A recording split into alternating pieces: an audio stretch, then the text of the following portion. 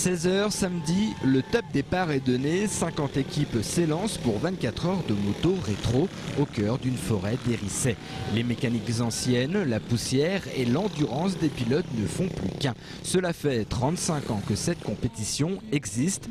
35 ans qu'ils pilotent des motos des années 50, 60 et 70. Ce qui fait le charme des 24 heures, c'est le pilotage des motos, le physique que les pilotes doivent avoir et la mécanique qu'on voit de 16h le samedi jusqu'à 16h le dimanche.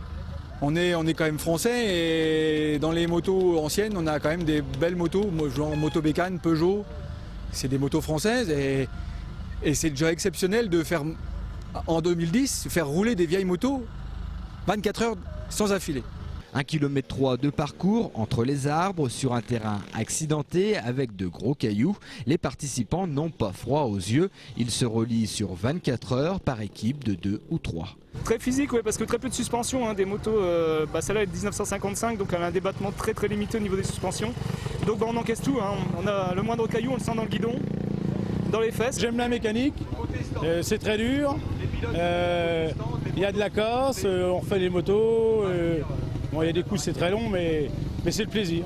Le public est au rendez-vous, voir des motos qui n'ont plus d'âge tourner à pleine vitesse. C'est spectaculaire. Jackie, ici avec le chapeau de paille, soutient son fils, pilote, 2 générations, fan de 2 roues à l'ancienne.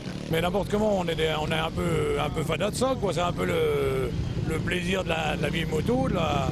Bon, moi j'ai un Lambretta qu'on a débrouillé avec mon fils qui fait déjà les 24 heures, là, qui est pilote, et on l'a démonté complètement, on l'a refait de A à Z, et on a refait une moto confort. Bon, c'est un plaisir comme un autre, on est un peu mordu de ça, quoi. L'année dernière, une équipe de filles avait participé. Cette année, pas d'équipage féminin.